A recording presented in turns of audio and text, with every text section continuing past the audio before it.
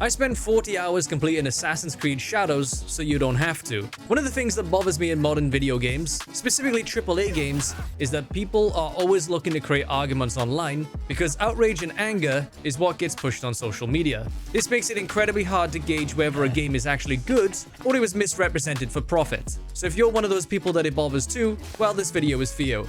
So here's my bias going in. I enjoyed Odyssey and Origins was alright. Valhalla and Mirage turned me off the games. So my expectations for this are low. The game kicks off with a lovely view of Kyoto. We are introduced to Diogo, one of the two main characters and probably the main point of argument on social media. He's a bodyguard and slave to Alessandro I can't even say his name.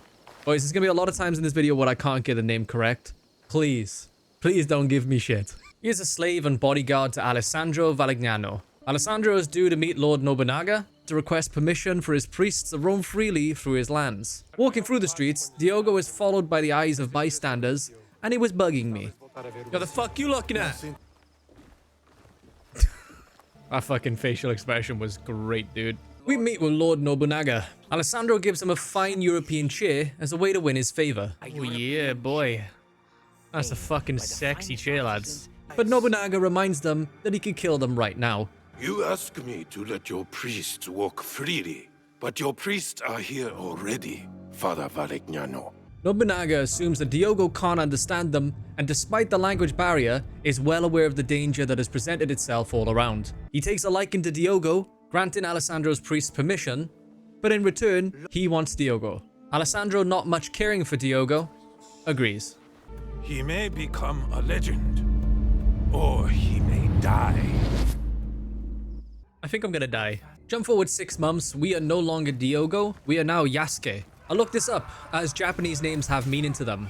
Now I don't know Japanese, nor am I a historian, but from looking around, it seems to loosely mean like help or assistance. But you can argue that in the comments, because there's probably gonna be a war zone down there. And then we're thrown into the combat. Comparing it to previous installments, our camera is a lot closer in 1v1s, but this is unique to Yasuke. We do get something new in the form of posture attacks. Holding down light or heavy opens up a new moveset. It might have been in previous games, but I can't remember honestly.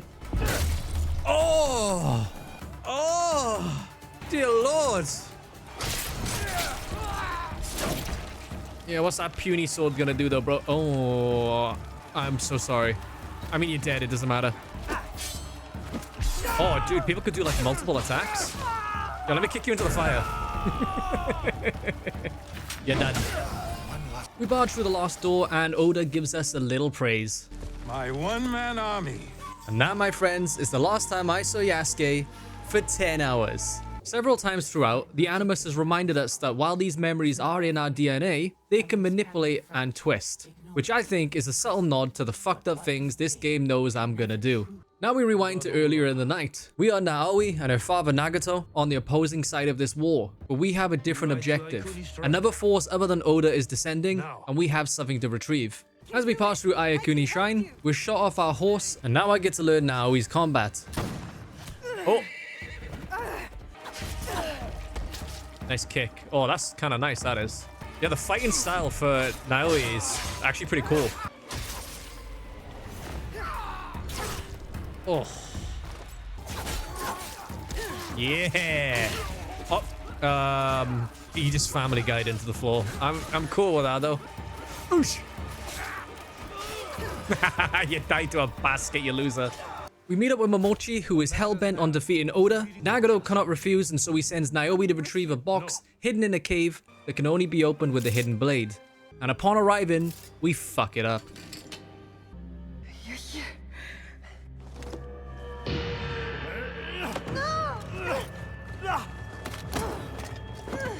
Uh-oh. Oh. Oh, a fucking club. With this, we rewrite our history. What is it, a pen? What do you think, broken fractured jaw or... And so our father rescues us and brings us to Tomiko, who helps nurse us back to health. Naoi, being too stubborn, decides to infiltrate the enemy encampment and retrieve the box. And I'll be honest, the stealth in this game, I really like it.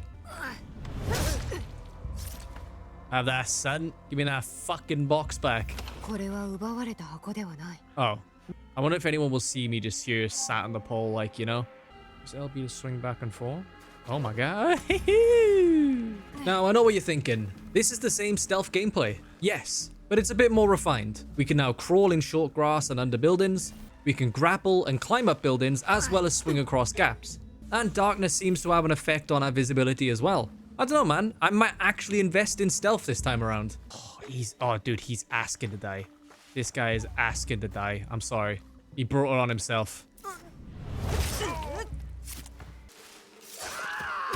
Whoa, don't scream like that, bro. Fucking hell, you almost blew my cover. What's up, bitch? Fuck you. Perform 5 assassinations in a row without being noticed or entering combat. What can I say, boys? I'm a bit of a gamer. I think I'm going to like Naoi's gameplay a lot more than Yasuke's. Oh shit, how have you not noticed me? You were a terrible guard. Jesus Christ. I don't know about this one, bro. Now, in this moment, the quest objective wants me to stand on the edge of the building and observe the surroundings. Being the unobservant person I am, I went on a little journey. Where are we going right now? Climb up. Oh my god, I thought that was a guard. Oh shit! Yeah, all you had to do was not enter the room. Nobody here. Oh shit! I'll kill you all. At this point I decided I'm gonna have to kill everyone here, but that didn't go too well. Shit. There's no way I can stand on the edge of here, right? Bruh.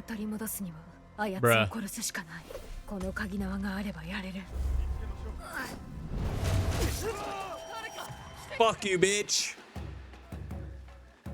Wait, is nobody? Yeah, I thought as much. I shall be leaving now. See you later. Catch this, motherfuckers. Well, yeah, that's guns for you. And now we are introduced to the main driving force of this game, the Enreo. Just 2 targets, right? Nah, try 11. Our injured father tries once more to save us. Yo, firing the bow is cheating. Come on, bro.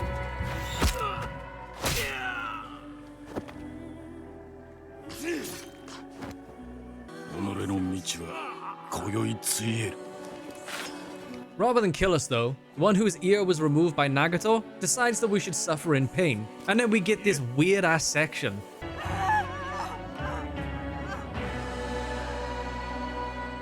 You're not gonna make me crawl to him, are you? Come on, bro. She says we're coming, but like we're not moving. We're not moving. I'm holding forward on the joystick. We're not moving. What the fuck was that? Why would she make me do that if it weren't gonna work? I won't lie, I was actually invested in the story so far. That kind of sucked me out a little, you know? But Nagato is an actual badass.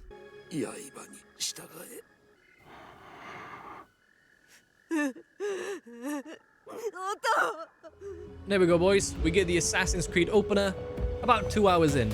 Now, if you thought I was going to be given free roam, you'd be wrong.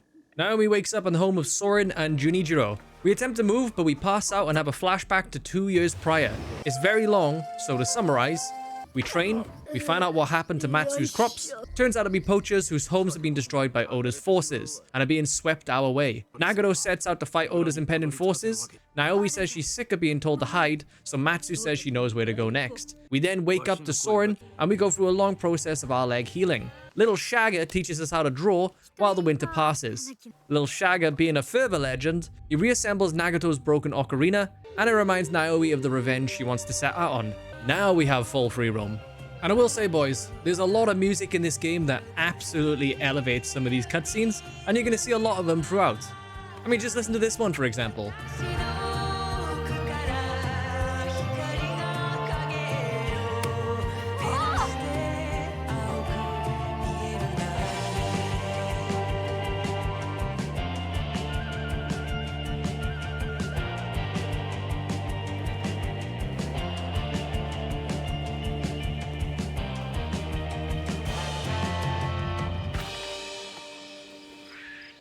Baby, back to it. It's fucking killing time. どうしても行くのか? Sorry, little Shagger. I got people to kill. And then I was off, but also immediately disappointed. Oi, oi, what's going on here, then? Hello? Sorry. Sorry, I just thought it was weird that you guys were just standing there doing nothing. Okay, bye then. On my travels, I encountered a shrine. Meditating at these gives us glimpses into the past, and this one was a bop. Remember when Matsu said she knows where to go? It picks up right here, and she hands us her katana. We bump into Momochi, and he asks us if we're capable of fighting. We say we are, and we're off to assassinate some bitches. But now he's never killed a man, until now. And it takes its toll. And then we get the bop.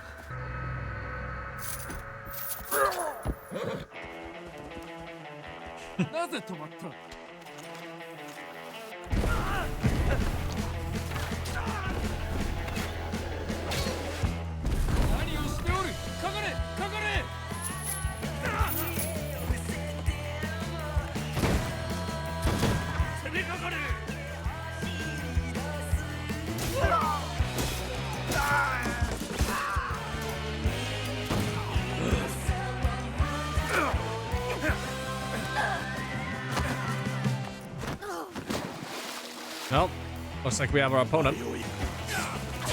Oh, I'm gonna get you, son.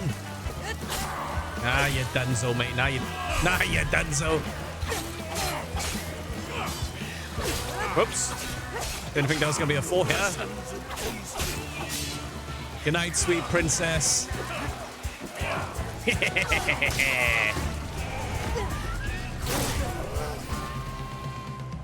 Brutal way to die. His body's gonna bloat. Nagato is furious we joined the battle, but considering Momochi ordered us to war, I think we had no choice. Naoi makes her frustration about hiding known, and we're back to the free roam. That was a cool scene. The music really elevated that. I then spent several minutes trying to kill a tanuki for his meat. I didn't even know if he could get his meat, but I fell off a cliff, and I was forced to keep going. I then came across these dudes fighting on the road. Whoa, what the fuck? Teehee. While fighting, I didn't actually know who my opponent was, and everybody died. Seriously, everybody died. It would seem I am the last survivor. What is my horse doing? What are you doing? You fucking weirdo. What about the guy with a big hammer? Wait. Ah. Ooh, ragged peasant clothes, common light armor. Oh, yeah, boy. Hey, bud, are you lost? Were you late to the battle? What the fuck, my guy? See, guys, this is why you should wake up in the morning to your alarm. You never know when you might turn up to battle and get assassinated, you know? Woo! And then I found another battle, so I decided to use stealth. I am invisible. Like a slug. I'm invisible like a slug. Like a slug. Oh, you're an enemy! Nah, you're done. Are you gonna defend with a bow, mate? You are fucked. Oy. So, I get any goodies for winning the fight? No goodies. But we return to Tomiko, and we get given a new game mechanic. The Hideout. We can build and design this place however we like. And it's used to give your character boosts, like how much you heal with a ration. Wow, you could just join the buildings together? Hang on. Now we got a long house. Oh, dude, that's sexy. Let's do it. Soren and Little Shagger make their way down the mountain. Little Shagger's gonna help around the hideout, and Soren is going on a pilgrimage. We're then shown the planning board. Here we can decide what we want to do next. Not yet. First, we need the blacksmith, and the game teaches us how to use scouts. Haiji the blacksmith is somewhere in Izumi Setsu, so the scout is able to pinpoint a closer location for us, and off we go. So how far can we fast travel? We can fast travel all the way to Maki no Odera. On my way, I came across Tennoji Temple. This place was completely occupied by monks who would kill me on sight. I managed to sneak up for the waypoint, but a thought occurred to me. Every time I fast travel here, it's gonna be, dangerous. And I was right. It was dangerous every time I used this waypoint. For them. I gained an additional skill point, so I chose being able to assassinate through shoji panels, because that sounded wicked. I arrived at Sakai to find Haiji. You have the option in AC Shadows to get guided to objectives, but the default option has that turned off, so I actually had to find him. And it took me about 10 minutes. That might have been the fact that I was chasing a dog for a little bit as well. Come here, little Shiba, I want to pet you! Come here! Let me pet your ass. Fuck you, I don't care if you're an aggressive dog. You can pet most dogs, but not this one. Shibas suck. I did, however, finally find him.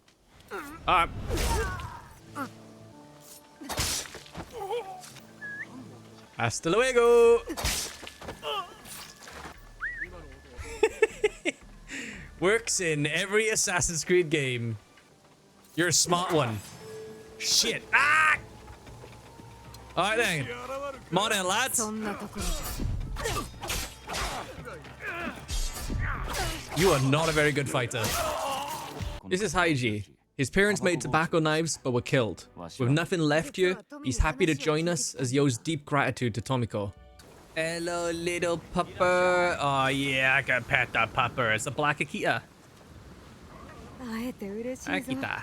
I then grabbed the waypoint that was located on the ship's mast. The climbing on this was super janky.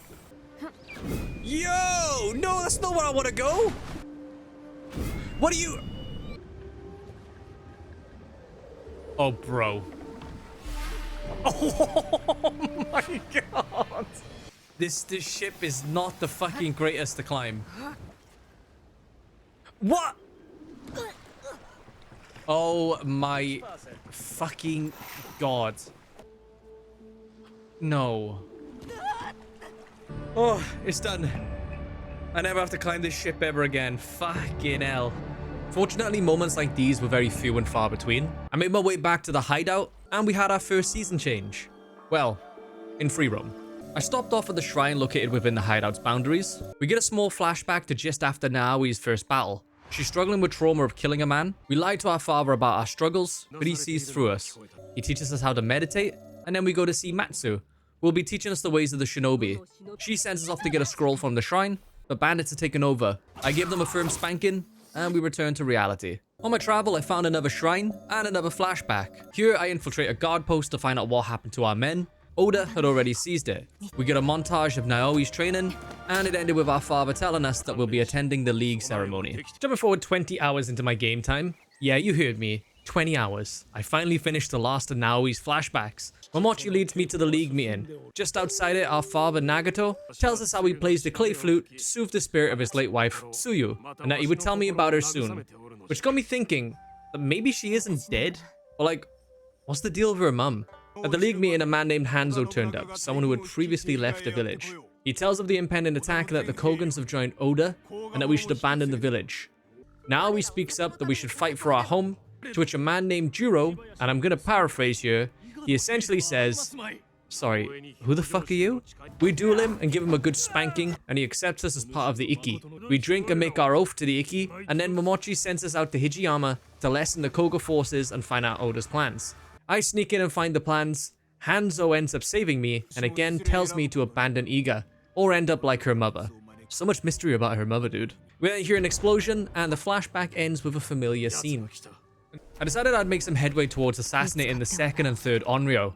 On the way was Katano Castle, where I'd be able to take down 2 samurai and claim myself some lovely new gear. I'll be honest, I wasn't expecting to be able to just outright assassinate these samurai.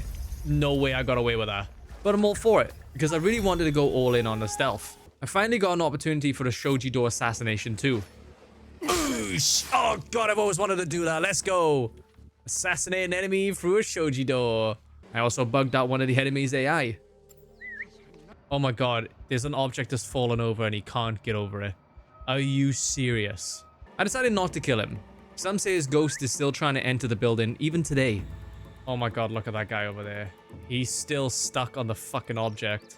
Inside the main building, they had some interesting floorboards. Those motherfuckers, look, they got it. The anti-assassin floorboards. Cheeky fuckers. And I got another Shoji door kill. Oi! Sorry, buddy.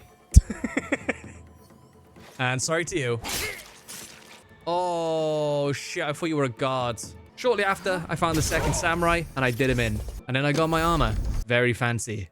Raiding this castle gave me enough materials to build the forge, and then I started my plan to kill the Enreo, who shot me with a golden teppo. So this started by speaking to the gunsmiths in Sakai to get info. We overhear two men talking about forged documents to sell teppo, so we kill those men and take it from them.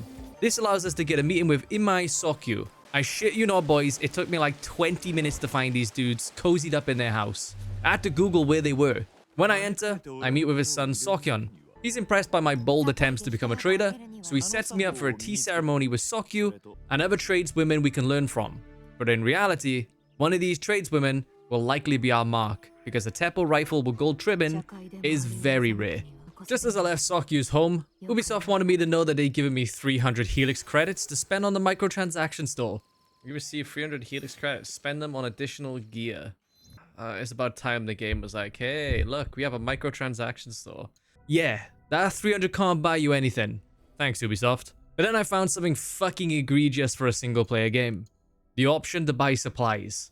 This is completely unnecessary, man. If you can purchase these supplies, then that's indicative of there being a grind that would warrant wanting to buy them. Whatever.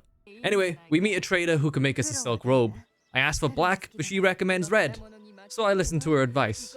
This might have been a bad idea because at the tea ceremony, I'm treated like someone who's behind on fashion. So while we're here, we meet the three tradeswomen.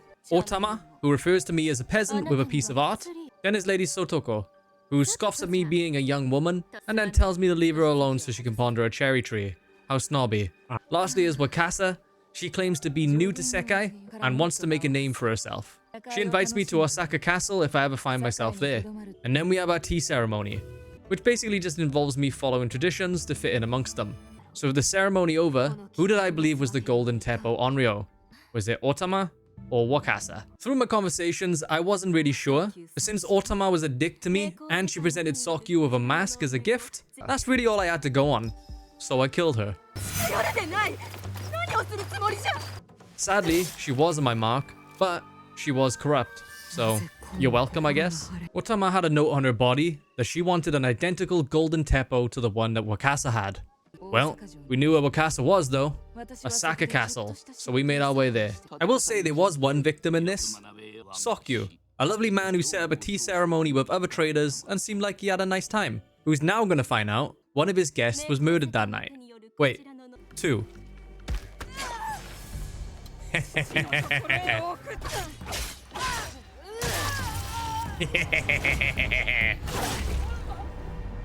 この鉄砲、これから全てが始まった。 Don't worry though, boys. You meet Sokyu again later in the game, and you reveal your actual identity. You also help his son track down evil merchants. With Wakasa dead, we moved on to the second Enreo, the Wounded Samurai.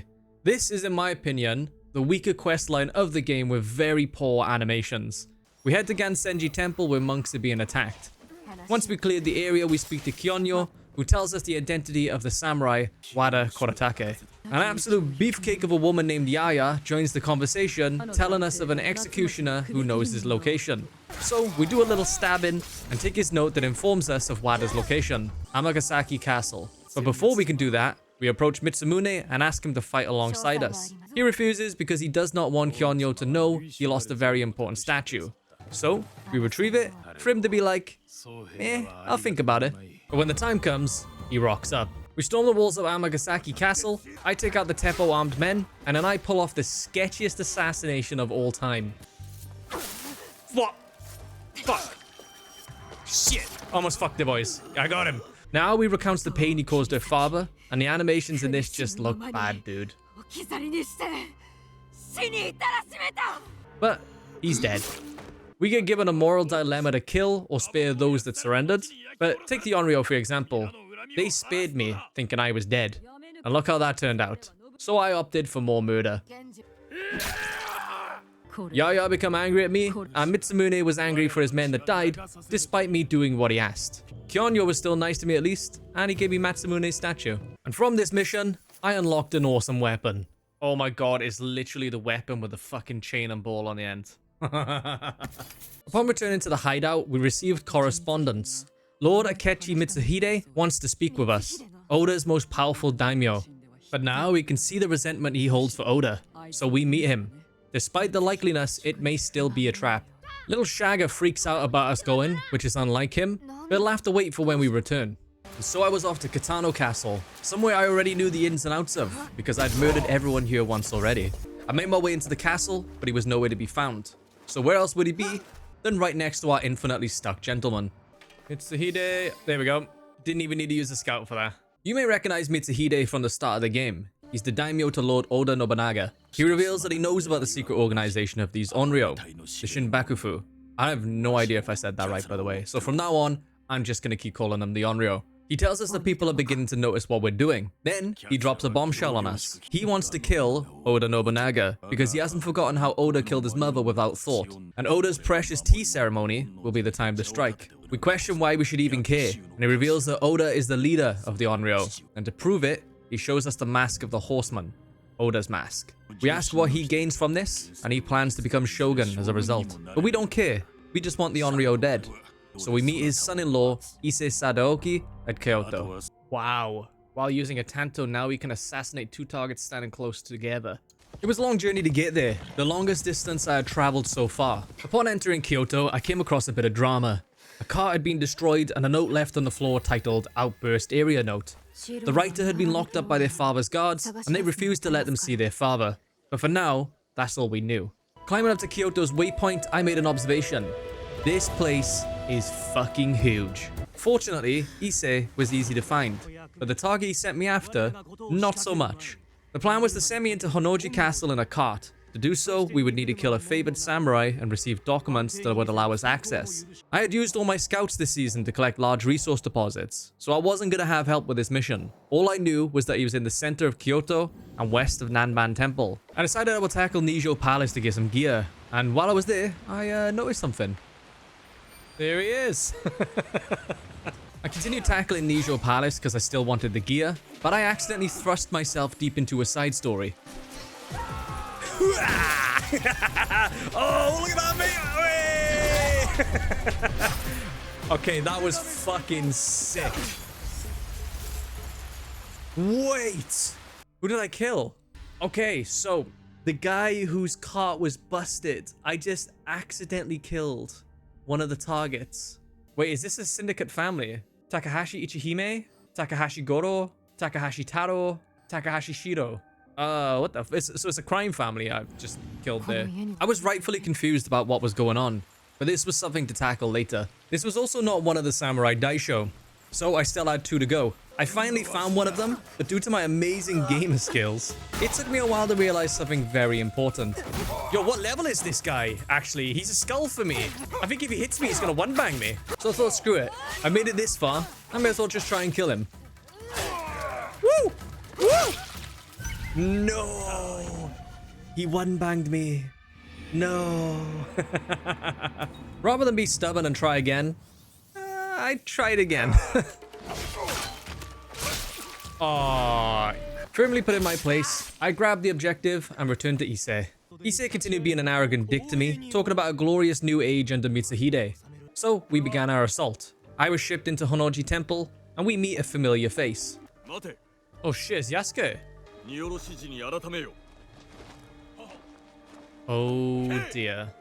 Hey, after 10 hours, boys, but I actually see Yasuke. Now I had one simple objective.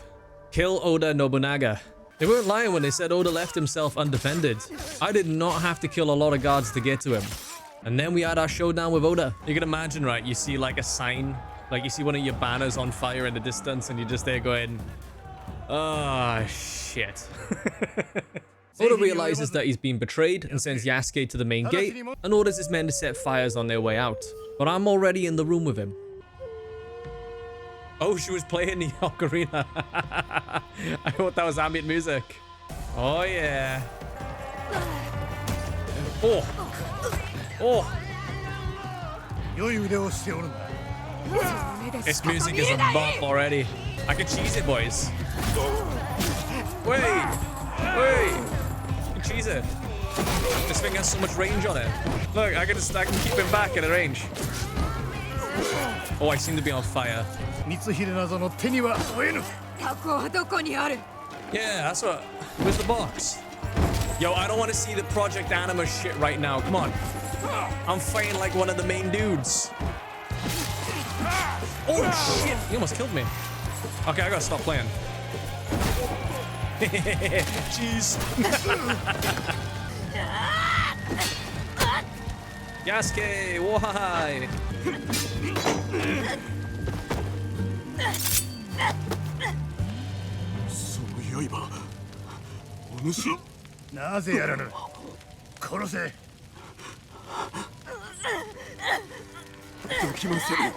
And on that bombshell, Naoi confronts Oda about the box and the Shinbakufu.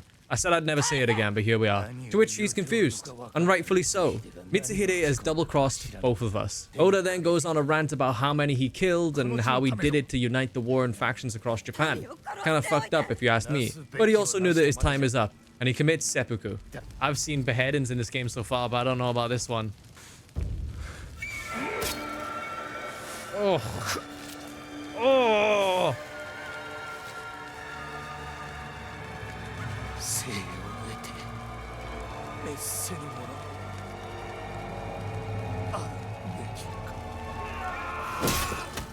Naoi, frustrated with this turn of events, leaves without retrieving Oda's head, leaving him to burn amongst the fire. This annoys Mitsuhide because part of his plan required Oda's head. Mitsuhide then orders Yasuke to return from wherever he came from. I've done some light research about Yasuke. After Oda's defeat, Mitsuhide spares Yasuke's life, but nobody really knew why, and could only speculate. He's sent to a Jesuit church, and the history of him ends here. We know that he survived because Louis Fra mentions that he was happy he wasn't executed. From here, Ubisoft now adds him to the Assassin's Creed story, as he chooses to pursue the Assassin's Blade. Now he finds herself lost, but Tomiko reminds her that she still aided in killing a brutal tyrant, and that they would still pursue the Enreo. Tomiko also mentions that Junjiro hasn't returned. Now he asks that she searches for Junjiro before we pursue Mitsuhide. At this point, I have to speculate that Tomiko got a lead, because it's never explicitly said, and the next scene has us finding him. Junjiro is burning a document when we stumble upon him, and now he questions if he's working for Mitsuhide. But before we can learn anything, we are surrounded. And instead of me killing them all, Yasuke kills them all. Oosh, oosh. Oh my god.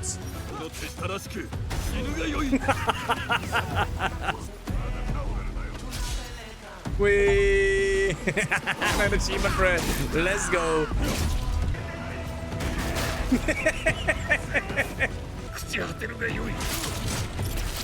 Oh, lovely. Use the sprint and smash through the door. Oosh.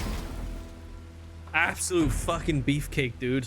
Yasuke comes here to talk to Naoi. God knows how he knew we were here, though. He mentions Naoi as part of something bigger and that fate brought them together. He had seen the blade on her wrist before, and to gain her trust, he tells her the things he had done when they raided her village. We flash back right to the start of the game, after we break the gates of the village, and Oda calls us his little pog frog. Momochi appears to defend the village, and we duel him.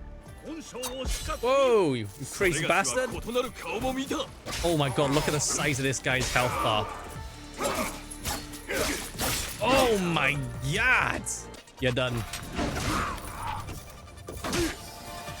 As Momochi falls, he reveals he has one more trick, but no strength to use it, and reveals the Assassin's Blade. Yasuke, recognizing it, asks him where he found it, but Momochi uses his last moments to tell him to find a girl from Iga who has the same blade. Now, in the present moment, this makes Naoi want to chop his head off, but Junjiro prevents her, dropping yet another bombshell. Remember that first Enreo we killed? That was Junjiro's dad, so it made sense how they were nearby to help her, and he contemplated killing Naoi several times as she recovered.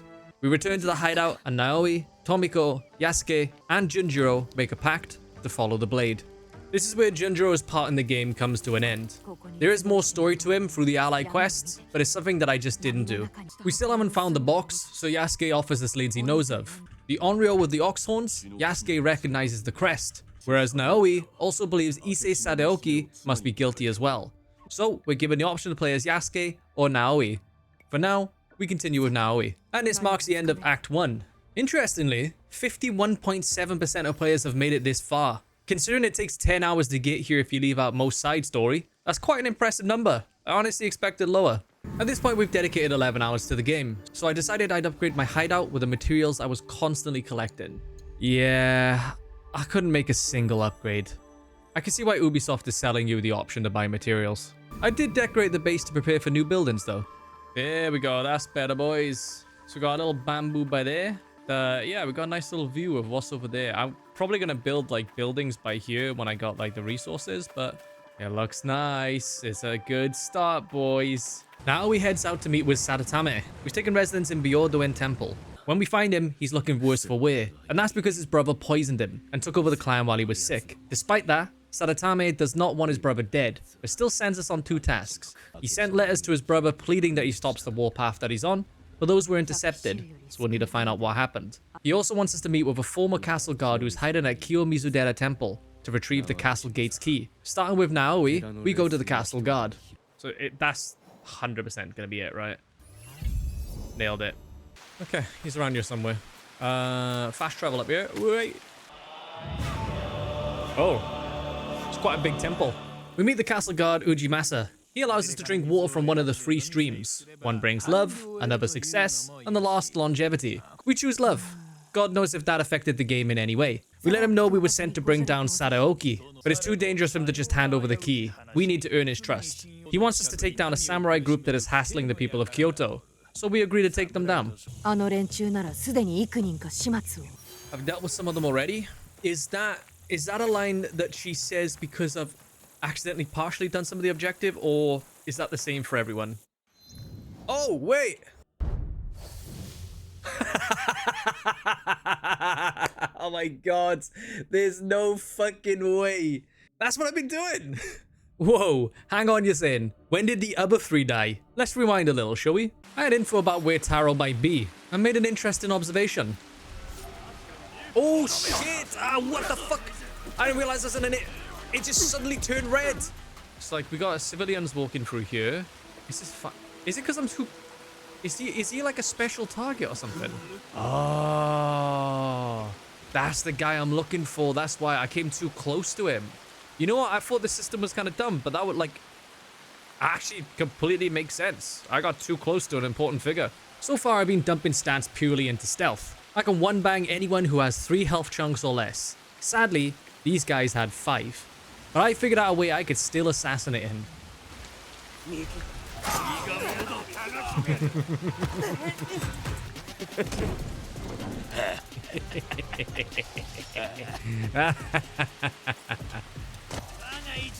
We got 1 assassinate off, and we disappeared in the smoke gun now.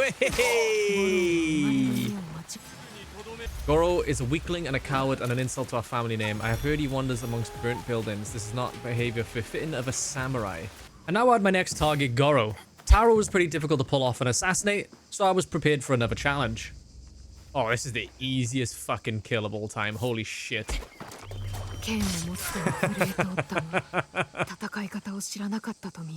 What do you mean his hand shook as he held his sword? What do you mean? He didn't even get to fight back.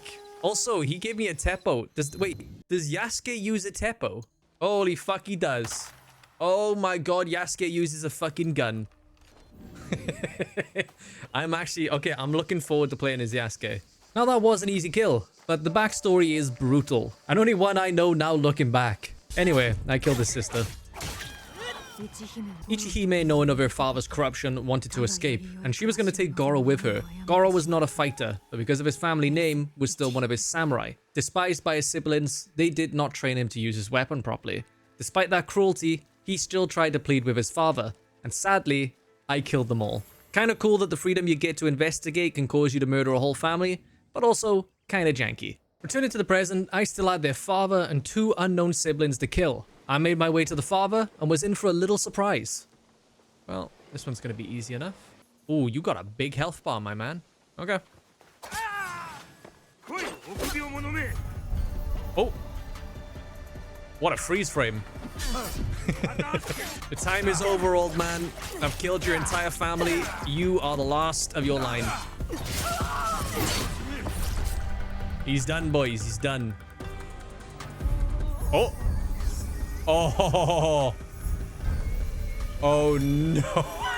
Oh, no. Oh, no.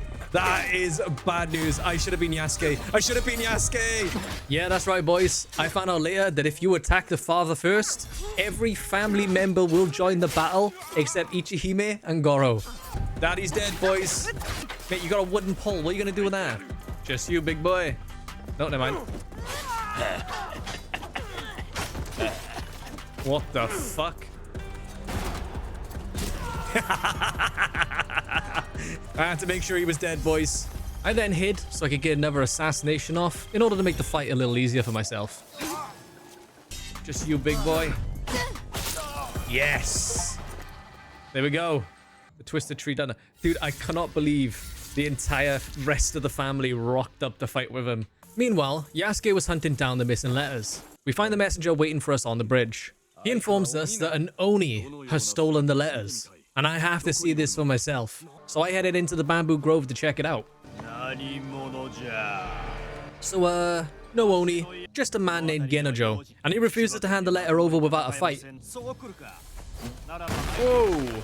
I don't know, mate. I don't think you stand a chance, bud. I feel good? You enjoying the bullets to the head, mate? I'm enjoying this. What are you gonna do? You wanna fight? Nah, it's all over for you, my friends. Genojo, looking relatively unharmed, expressed his enjoyment of that fight and gives us the letter. Because it turns out, he can't read. But he does mention he used to have a girlfriend that worked for Sadaoki, and she was treated awfully, so he holds a grudge. And then he's gone.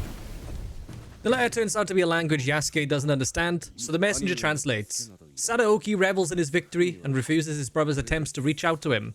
During this time, us scouts intercepted a letter that claims Sadaoki is going to be attending a sumo wrestling event. We arrive and speak to an old man. He discusses who's the likeliest sumo wrestler to win, and that sometimes the greatest strength is in the mind.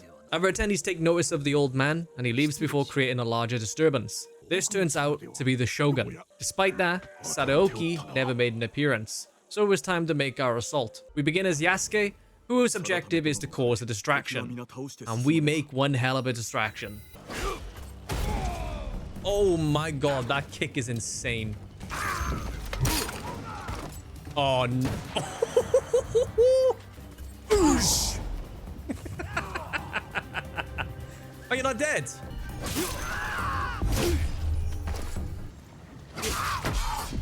Nah. Nothing can stop me, baby. Not even in your unblockable attacks, baby. Next up was Naoi, and all we had to do was open the gate. We assassinate a couple of easy targets, and then before we know it, we're at the gate. All that was left to do was for Yasuke to lead Sadatame to his brother. Yo, we just stormed the castle as like 2 fucking people. Sadatame tries one more time to plead with his brother, but to no avail. Then, out of nowhere, Genojo assassinates the wrong brother. And after being shown the slightest bit of force from Sadaoki, he pisses off. And I get the option of which character to take on Sadaoki. Now, I do not know what the hell the devs were thinking here, but whichever character you choose, the other literally disappears. And it's even more jarring as Naoi, because you spawn on a roof, and the guards go back to being unaware you were even there. Despite that, I assassinate everyone in the courtyard and make my leap at Sadaoki. Oh, okay, not an assassination. Dude's got a lot of armor. Why did I try to parry that? Sadaoki was taking me a while to kill, and this was due to my build. I had invested all my points into assassination and nothing into armor shred and vulnerability damage. Despite that, Sadaoki's moveset was pretty basic, and I just had to whittle him down. You're done. Way. I still have to say, that scene made no sense. Where was Yasuke? Genojo returns happy with their deaths, to which Naoi calls him an idiot for getting the wrong brother, who turns out to be wounded, not actually dead. Genojo doesn't care, as he thinks all the Isseis are the same, and then he says we're a good team, and I get the option to flirt. No! Hell no! Love interest my ass. I'm sorry, but this idiot not only got the wrong brother, he wasn't even there for the battle, so he ain't getting anywhere near me. Sadatame plans to bury his brother, and I return to the hideout to make it look nicer. I also still can't build anything. Here's the new area I built. So we got some nice gravel. I will say it is definitely looking a bit bare, but you know, it's got some charm to it. Our next Enreo was the Mourner. Many of the next targets were going to be in Omi, but in order to track this target, we needed to go through Yasuke's last few months. Because if you remember, we see him at the start of the game, and then we see him at the fall of Nobunaga. So we're about to find out what happened during that time. We arrive at Castle Azuchi in order to see our previous tutor. We read a letter, and our flashback begins. Oda had sent Diogo to this training camp to learn under the same tutor that Oda once had. We are asked to duel to show what skills we have, and I absolutely demolish my opponent. Except, no I didn't. Oh, come on! I get shown to my residence for this period, and we come across 3 students assaulting a woman for not cooking to their standards. I kick his ass as well, except, no I didn't. That is twice now I've wrecked somebody, and it's not been the case. We then get a visit from Kuma, who protects Lady Oichi. This is Oda Nobunaga's sister, and she comes to see us after hearing about how we stood up for justice. The woman we saved made us a kasode, and I get an opportunity to flirt with Lady Oichi. You see, we could flirt with her, but that would definitely get me beheaded, I feel like. In canon mode, this doesn't happen, but fuck it, why not, right? Lady Oichi tries to ask what we're hiding about coming to Japan, but Yasuke declines to say. We then see the training montage.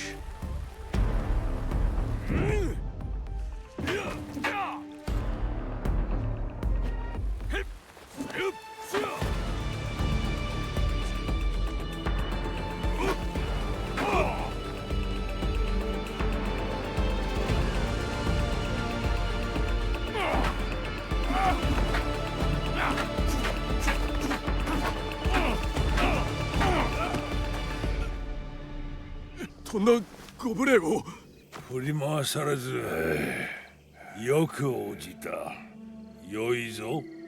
then visited by Lady Nene. She tells us that our tutor was once a trusted man for Nobunaga, but a rival school challenged him to a duel, losing a prized katana that Nobunaga had gifted to him. He felt unworthy of Nobunaga from then on. With the Lord and the rival school arriving tomorrow, Nene essentially tells Yasuke what he must do. The next day, Yasuke challenges Masatoyo of the rival school for the katana. Masatoyo sends his 3 students, but Yasuke demands they fight with real weapons, and so I kill them all. So we're just killing them, okay? Yeah, he's dead. 3 promising students struck down, never even made it to battle for their lord. We return the katana to our teacher, and then Lord Nobunaga asked Diogo what we should call him. Which is a name Yasuke learned of when a kid wanted to be like him and mentioned how his grandfather Yasuke was a great warrior. Now back in the present, we're approached by Kuma, who asked us to meet with Lady Oichi. And this was hell of a trek, boys. This was now the longest journey I had gone on, taking me from the bottom of Omi to the very top. We are reunited with Lady Oichi. She asked us if we know about the Enreo and that she summoned us to put a stop to them. She gives us info about them extorting farmers and their plans to blow up a temple factory. She then asks us to meet at a nearby temple to honor her brother. She wants to row from Isakichi Temple to Shirahige Temple. There we pray while Lady Oichi attends to personal matters. And then we pray some more. Afterwards, I do a bit more flirting, but she says we can never be. Yasuke then returns to Naoi. We are looking for an inn that has corrupt tax collectors. When we arrive, they're discussing the Enreo, who's been named as the Wheel. They complain that the meeting has been moved, but claim it could be worse. They could be the samurai across from them that rented an entire inn for her. Turns out, the Wheel is a woman. We kill his ass and find out that the Enreo are gathering on a small island. So all that's left to do is sabotage the ship before it can blow up the temple factory and then murder the Wheel. Yo, that is an insane boat, dude. Actually, I fucking love it. Naoi arrives at the ship, does a little stabbing. Honestly, it's kind of worrying how easy it was to kill everyone on this ship. Then we set off the explosives and watch an amazing explosion.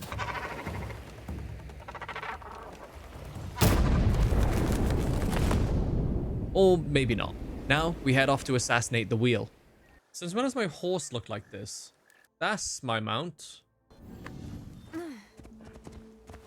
I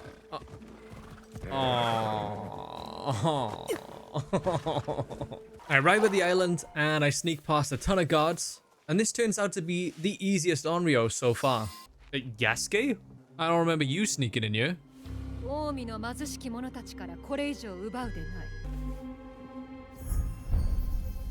Oh no. Oh, he's pissed. Oichi, seemingly unsurprised by them arriving, explains why she is an Enreo. During a poor harvest, she borrowed from a moneylender, the Daikhan of Omi. This caused her to accumulate a lot of debt. That moneylender invited her to a group to help the province, and before she knew it, it was too late. I then get given the choice to kill her or spare her. I decided to spare her because she did summon Yasuke here to investigate them, so I could potentially learn a lot more about the Enreo from her. But when asked, she doesn't know anything more. Bruh. Naoi mentions she can see the interest both Yasuke and Oichi have in each other and warns against it. I then get attacked at the temple, and this opens up a side objective about an organization attacking temples. Later in the game, someone close to Oichi asks Yasuke to meet her, and you can continue the romance with her. I chose not to. With that twist out of the way, we move on to the next Enreo, the Noble. We are reunited with Lady Nene. She fears the Enreo are targeting her husband, Lord Hideyoshi, who is gathering allies at Himeji Castle. She also tells us of a contact named Aoi in Otsu. As Naoi, we head to Himeji. Outside the castle, we meet the Renga Master, and he leads us into the castle. Along the way, we meet a kid called Ukita Hideye, which is a very hard name to say. He asks who I am, and I promptly ignore his ass. We are then met by Kuroda Kanbei, who is running the castle while Lord Hideyoshi is away. And he turned out to be one of my favorite characters in the game. I don't even really know why. He is aware of an impending attack that is being orchestrated by a man in the shadows. Their plan is to destabilize Hideyoshi's attempts to create alliances. We then meet the boy. He's being kept as a token of the alliance they have with his father, who will be joining us for a meeting tonight. At the meeting, we are composing poems, and we have a heated discussion with a participant that my loyalty is as far as killing Lord Mitsuhide. But that participant turns out to be the kid's father, Lord Akita Naoie. He also tells us his son wrote him a poem, but he'll not read it until the Enreo situation is resolved. Before we can talk more, we're attacked. Of a fucking Ronin! Recomposing ourselves, we learn that Commander Tokubei is missing, and Lord Okita's son has been kidnapped, which puts their alliance at risk. Naoi and Yasuke mention that a strong incense was present during this Ronin's attack. We're then asked to find the boy before the peace agreements in several days. Figuring out the incense was pretty simple. We met with Konishi. He mentions that the incense is a familiar smell from working with his usual merchants. We kill those merchants, and that leads us to Hontokuji Temple, where they're storing the incense. When we arrive, we learn that they're smuggling weapons through the incense shipments, which explains the smell. Next up was the missing commander. We head to his home to find his wife under attack. She tells us that her husband is probably out gambling, so we infiltrate a gambling den to find that he's gambled away all his clothes. Mate, I'm not supposed to be here. How are you gonna get me outside without getting caught? They're not gonna let me walk out.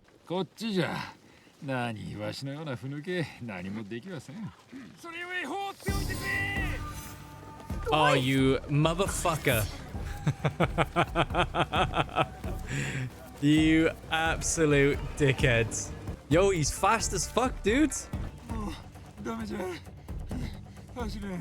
Yeah, let's talk. This absolute clown of a character keeps insisting he's innocent. He claims that after the fighting he had to run, but instead of explaining why, he attacks me. Are you joking, buddy? Come on. Are you sure you want to do this? I don't know if you caught that there, but at the start of the fight, he had actually lost me, and if I really wanted to, I could have assassinated him. Yo, how is he getting fucking arrows being shot at me? Sometimes you just have to swing the chain. Yeah, you could keep doing this, boys. I'll just keep doing this.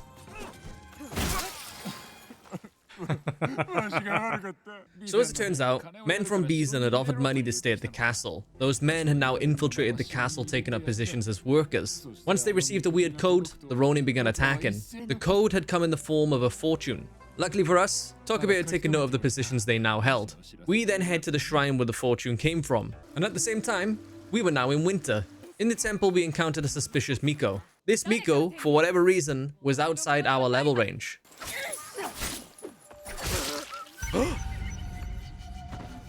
Oh, she's a skull. Oh, shit. I didn't realize I was fighting against somebody way higher level than me. So I basically had to play hitless in order to win this fight. The thing is, in many open area battles like this, it's quite easy to cheese it by just using the long range chain. A note on her body showed that a special guest was bringing unwanted attention at Itate Hyozu Shrine. Heading there, and yep, little man's just chilling. At the same time, his father arrives to rescue his son. He plans to have his son escorted to Okayama instead of Himeji Castle. Did you kidnap your own son to break off your alliance? The air then becomes quite ominous, with Naoie revealing himself as the noble. I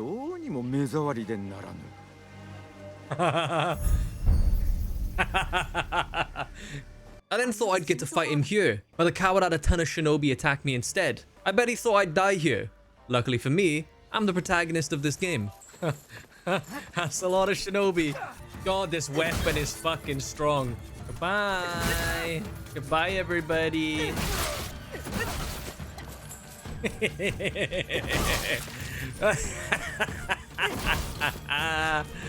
Bye-bye.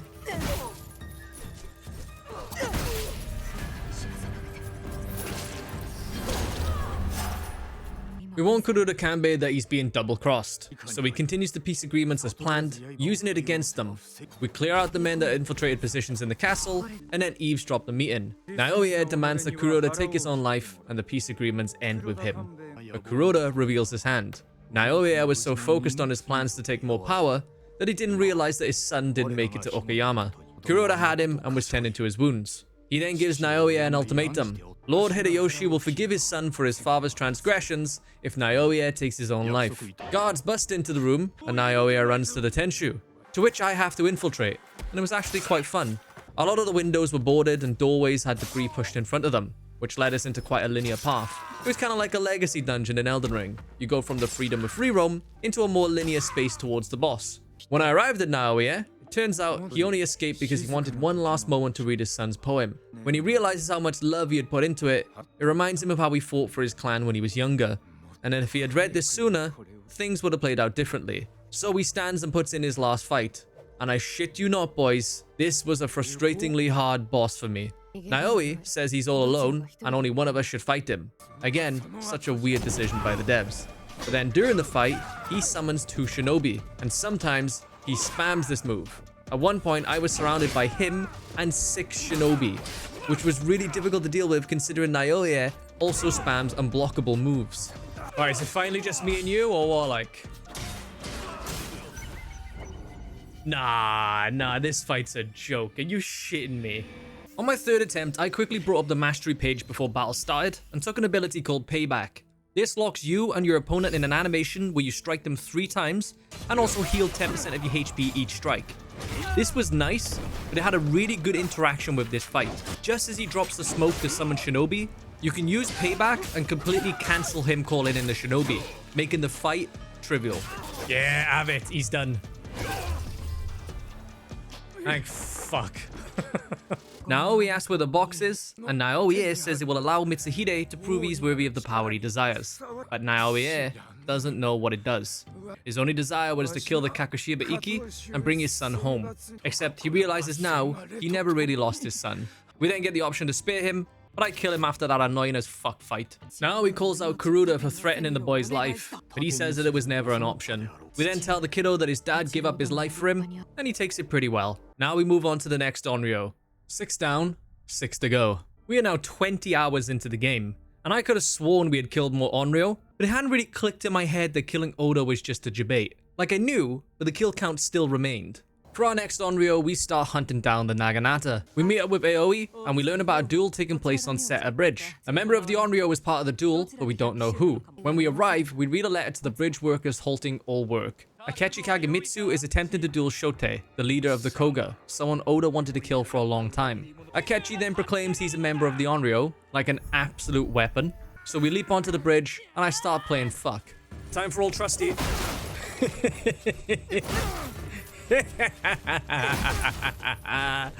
There's nothing you can do, boys. Aoi tells us to search for Shotei. He leads the shinobi of Koga and will be able to help us get into the castle rather than storm it. Where else will we find the leader of Koga? But in Koga. However, he's drunk off his tits and is also about to be under attack. I clear them out and give Shotei a pep talk, to which he has no info for us. But he tells us to seek his daughter, and that when the time comes, he will fight.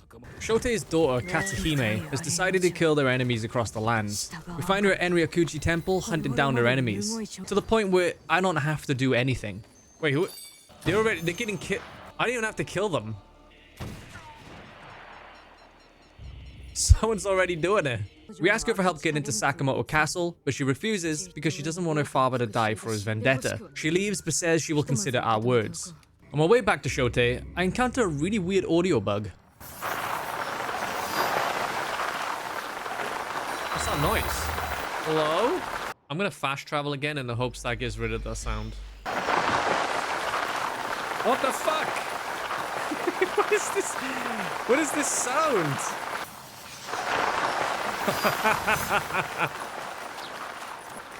Oh my god, thank fuck. Jesus, that noise was grating. We return to Shotei, and he asks us if we're ready to go. Katsuhime changes her mind and tells us that she spotted gunpowder in the castle, and Akechi is defended by a champion swordsman. As Yasuke, we sneak into Yoshimitsu Estate and challenge the swordsman to a duel, to which we promptly sit his ass down. Shotei then discusses his daughter, how she refused to learn archery and chose a gun, and that she refuses to marry any man he recommends to her. Maybe she doesn't like men. いかがした伊賀姫鉄砲が恐ろしいか Oh my god, I literally called her. We do a little flirting and then start blowing up all the explosives. That was not smart.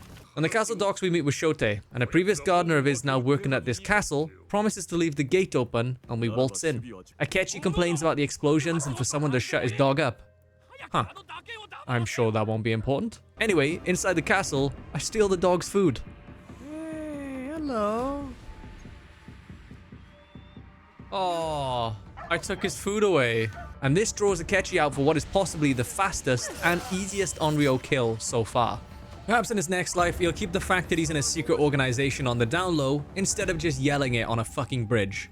We ask him what the box is, and as usual, he has no idea. But he does mention they promised his uncle power, to which we question, wait, who is they? Wait, is Mitsuhide not the leader? We are then given the option to pursue Katsuhime as a love interest, so that's exactly what we do. Except when we finish the opening quest, it's a bit out of my level range, so we'll get back to that. One thing Shotei mentioned as we left to depart for the next Enreo was that his former students took up other jobs with lords, and they're doing dirty work. So on my way, I end up killing one of them. Oh. Okay. The game has anti-stuck protection, thank fuck for that. Oh. Hello. So this is what it's like to fight me. Why do I keep trying to block that shit? Woo, that was close. The next Enreo are very limited by level, as I'm only really doing the main quest. The next one we can target within our range is the Ox. And I will say at this point, the sheer number of Enreo we are killing has diminishing returns in terms of payoff, because each one so far isn't really revealing anything. It was only with the Naganata that we really learned that there's an outside driving force that's maybe above Mitsuhide. Not to mention, a lot of these Enreo require flashbacks via Yasuke that don't always reveal a lot. In this flashback, we are present at a war meeting after Oda is attacked by shinobi. Hideyoshi returns with the head of Oda's enemy. Oda shows resentment to his own son that he perceives as useless, and Oda also confides in Yasuke for his opinion. We do get some cool music where Yasuke receives a decorated horse as well. Oh my god, look at his helmet, dude! That's fucking crazy! Now we can go kill the Enreo. Oh, and spring arrives, which is ideal, because winter sucked. I also finally had enough materials for a Terra that increases my experience gain by 10%, and a Zashiki that increases how much I heal when I use a ration. And the base is looking really nice. At Tanjasan Mayoyoki Temple, we watch as the Ox rounds up all the monks and forces them to decide whether to join his endeavors or die. The Ox is Besho Harumasa. Hideyoshi had massacred these monks when they aided the Besho clan, and now despite that war being over, Besho wants to reignite it. And he claims that he has given every man a voice to be heard, despite him being the only one speaking. We're also introduced to the Suno. As a boy, he witnessed the horror of everyone he loved being slaughtered around him, and was now being used as a tool for war. We learn that Besho has taken Miki Castle, so that's where we'll find him. A lot of this story revolves around men and even children enticed into fighting by his grand talks of justice. But a lot of them don't want to fight. So we track down a Ronin called Koshiro, who decided to break free from the Ox's ranks. Other men who wanted to leave are being brought back, and he wants to help his friend Seiji, who seems to be sucked deep into Besho's promises, and is at Kenki Castle. When we arrive there though, Koshiro is already fighting him, which makes it really easy to assassinate him. Seiji, angry at being defeated, questions why they would stop him being able to fight back. We get the option to kill or spare, so we spare him, but he promises he will never return. Another useless choice, honestly. All that's left is for me to get smuggled into Miki Castle. We meet a merchant who is close to Besho, but because he grows tired of Besho's grandiose speeches, he's going to be replaced by another commander. So he asked me to kill that commander, and he'll agree to smuggle me in. Which is kind of weird because sure, now Besho can't replace you, but Besho is also soon to be dead. I mean, whatever, works for me, doesn't it? But as he mentions himself, it doesn't matter who rules, he'll find a way to get his grubby little hands in there. And we call him out for what he is. そのために播磨の人々を苦しめるわけにはいかん。 I saw a tweet saying to go behind the waterfall at the hideout, so I thought I'd check it out. Hello? Prick. Now we return to Tadashige because it's time to kill the ox. Beforehand, we discussed the Suno one last time and I get given 4 options. I have no idea if any of these made a difference, especially because when confronted by the Suno, I chose Naoi, thinking that that's who I'd get to use to fight, but I actually get an alternative objective. Oh, I missed. Instead, I end up helping the deserters escape, and when we return to Yasuke, the Suno is dead. All that's left is the ox. At this point, I had a lot of good gear on Naoi and nothing on Yasuke, so I opted for Naoi to take on the ox. And to be honest, boys, Naoi is busted as hell fighting bosses. It's really simple, boys. You assassinate the boss for as many health chunks as you can, and then you use your smoke bombs to assassinate him in the mist. If the boss is one of those that immediately run from the mist, preventing you from assassinating them, you can just run away until they lose sight of you and then assassinate them again. There we go. The ox then makes a great point. We break into his home, kill his men, all to inquire about a box. Now we ask why they were all together when her dad was murdered, and he says that that was the only time he's ever set foot outside of Harima. The Tatsu gave him power, and when requested, he would arrive. We ask him who the Suno was, but he says it doesn't matter, and he'd be with him in death soon. Then we get given one more grandiose speech about justice, to which now he's like, bro, just die. Yasuke questions himself, and Naoi absolutely finazzles Yasuke's brain far better than I ever could. She says the ox used words like justice to control others. He embodies justice. He seeks to free people, not mold them to his vision of the world. See, these are lovely, like, season-changing screens, but I can't tell if we're in spring, summer, or autumn. The way seasons work is that there's 4, obviously, but there are mid-season refreshes of the world, which is why I was confused seeing similar scenes and being told it was a new season. In order to kill the next Enreo, I needed to gain 4 levels, so I decided to make headway on a cool side quest story where we investigate claims of yokai and debunk them. Across my 25 hours of gameplay so far, residents of nearby towns would gossip about these yokai, so they were kinda on my radar already. My first target was the bakemono, but it turned out that they could only be found in summer or fall, so that pissed me off. Instead, I turned to the Daitengu, who was hiding at a nonsen, except I didn't know what an onsen was. Abs, what is an onsen? Onsen? Yeah. Bath. Okay. When I arrived, it was a dude in full-on cosplay gear. Wow. Not sure he deserved it, honestly. Next was the Kappa. They were heard to be hanging around a haunted village. The Kappa turned out to be 2 Kappa, except they were just kids. Found you little fuckers. You're not very fast though, look at you, like you can't outrun me. As it turns out, they made a deal with bandits to scare people away from their camps to steal their food. Now I was back in summer and could check out the bakemono, who turned out to be 2 farmers wearing watermelon helmets. Oh my god. There's no way. These 2 farmers wanted me to settle an argument of which fruit was better, with the loser becoming my opponent. I swiftly beat the shit out of him, and the farmers chilled out a bit. These guys really like watermelon. Next, I took down Tak and Yudo, which are heard to be giants to scare the victims by increasing their height and towering over them. But this was just a man.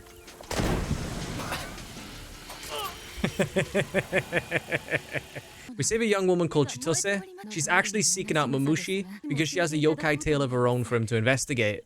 Then we moved on to Oshiro Baba. This one was super straightforward. I rocked up and a woman in crazy makeup started attacking me. Aight.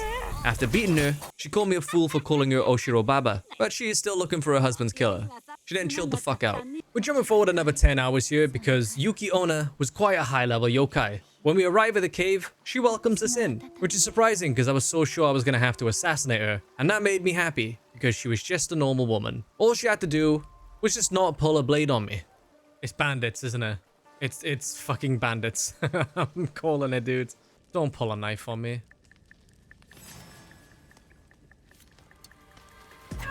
Why?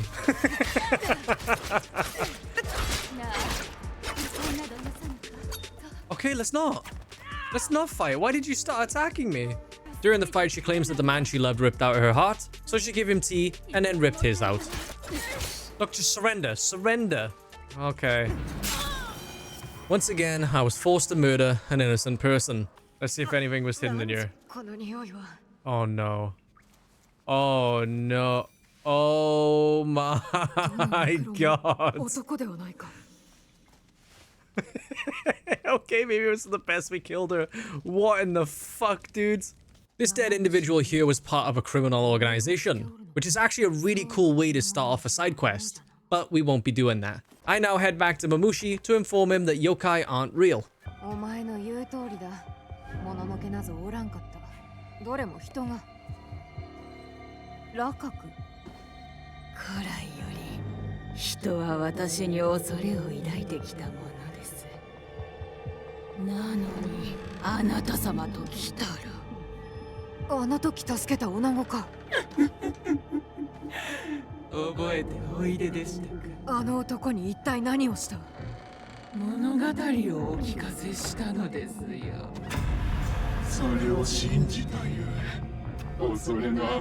Yeah, so as it turns out, the yokai are real. No, this is not a joke or anything. They actually turn out to be real.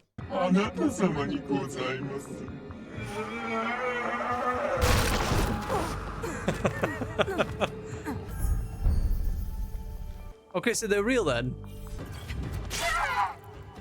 Fuck you. I'm about to kill a yokai, baby. For a yokai, you're pretty slow. Shut your face. Okay, now all the yokai are dead. Just for reference, this was the woman we had saved earlier. Whoops. Now with the yokai out of the way, I could take on the wise Enreo. This is one of my favorite Enreo because I missed little details that should have tipped me off. Like, obvious details. This one took us to the center of Yamato at Nara Heartland, where we meet with Fuyu. She asked me to worship at 3 shrines and drink sake so that I may hear the call of God to aid with the next Enreo. It's while praying, we meet Kojiro, who calls us a fool for trying to find answers in prayer. Instead, he tells us to meet with the daimyo, Tsutsui Junke, which is a really hard name to say, and offer him a persimmon, and then Kojiro vanishes. Heading into Kuriyama, we meet with the daimyo and offer him that persimmon, to which he freaks out, because the previous night he had a dream of a faceless man that offered him a persimmon, so he hears us out. Beside the daimyo is Joken Hokyo, who is the caretaker of Todaichi Shrine. We learn that the daimyo is very paranoid and claims spirits are haunting him, to which Joken clarifies that a woman named Lady Ayako is actually the cause of their problems. The daimyo had sent peace envoys to Lady Ayako, but they had been abducted, so that's what we need to investigate. Joken also invites us to meet him at his temple. Outside, Kojiro says that we should investigate the spirits and then find the envoys, or face his wrath. Okay. Honestly, I completely forgot what he said 5 seconds later and planned to go to the closest quest. And wouldn't you believe it, it was investigating the spirits. We arrive at Katsuragi and talk to a Shinto priest who claims evil spirits keep attacking them, and the guards do nothing. Not far away, we meet Kojiro again. He tells us that he noticed suspicious activity at Gokenin Manor, so we check that out. Inside, we find a letter that instructs the men to do nothing when these attacks happen, and these attacks are from bandits, not spirits. The letter also instructs them to meet at a bridge east of the manor. When we arrive at the bridge, we meet Kojiro again, and he tells us the bandit camp is further up the hill. At this point, I was getting really suspicious of Kojiro. Despite that, I killed the bandit chief and intended to run. Except, turns out, I gotta kill all the men too. So, I lose their trail and assassinate them one by one. With the camp eradicated, Kojiro makes their way up. The bandits were instructed by a nameless leader who wanted them to steal shrine relics. Now I went off to meet Joken Hokyo, who was expecting Yasuke. But I gotta be honest, boys, navigating the world as Yasuke is slow and frustrating, despite him having really awesome combat abilities. So I've just been sticking to Naoi for all the story from here. Joken takes us on the longest walk quest in the game so far, by showing us around the temple. In fact, this tour took so long that I managed to boil and make myself a cup of tea in that time. For reference, that's 2 minutes and 22 seconds. I'll be honest, I really don't like these escort quests. Nobody in the history of gaming likes escort quests, but at least you can turn on auto-follow in these. Kojiro then calls us over for another escort quest. He asks us to investigate this temple room. We find a report on Lady Ayako that claims she's not to be trusted, something Kojiro points out to be conveniently left in the open for all to read. Joken then finds us and yaps on about his collection, and we go on another escort quest that gets interrupted by an abrupt attack. What? Huh? Oh, hello. As you can see, my brain was starting to drip out my ears at this point. Not entirely sure what these soldiers' plans were here. Luckily for Joken, he remained unscathed on the floor. When we speak to him, he mentions that he's not injured physically, but emotionally, as Akiyama's men have stolen the scroll. A scroll that would bring peace between the daimyo and Akiyama. Joken asks for a blade so that he can off himself, while Naoi starts looking around for the thieves.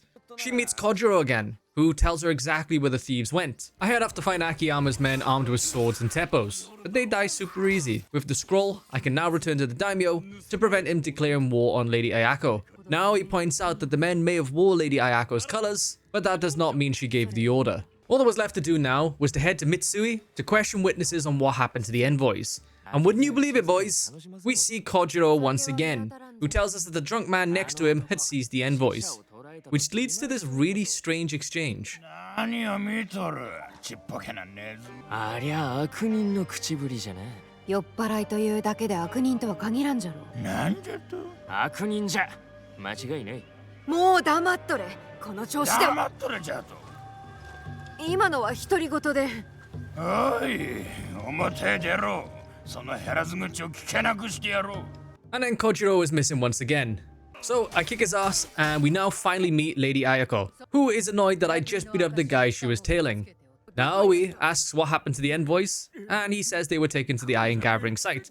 As usual, when I arrive there, I kill a bunch of dudes. But this time I managed to bug out the AI of 2 of them. What just happened? What the fuck just happened? What just happened? I fell over and I can't assassinate these guys. These guys have themselves hella bugged.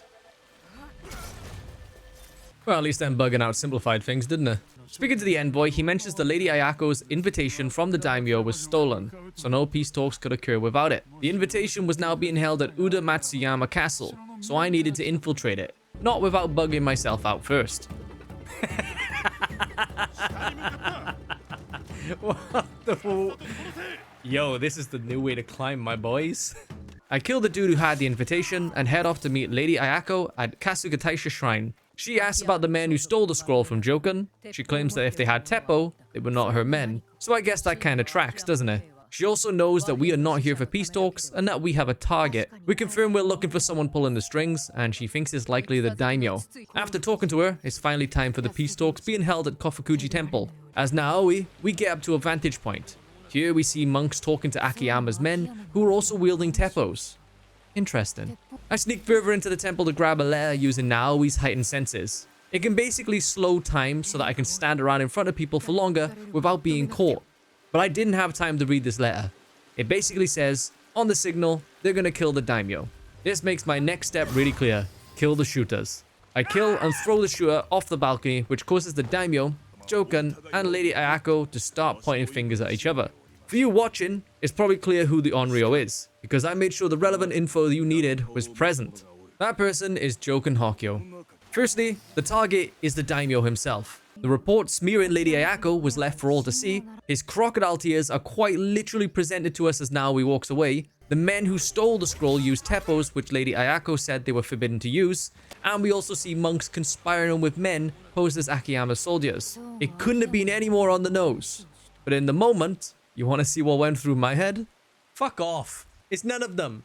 Let's think for a moment. The guy on the left is paranoid as shit, right? The guy above, we got attacked, and he... like, nobody actually got him. And he somehow knew that the scroll was taken despite never seeing it get taken. But, you know, that's game shenanigans. I just don't see it being her. I love, like, they're all just staring at me. Like, the only guy of these 3 is Joken Hokyo, but it's none of them.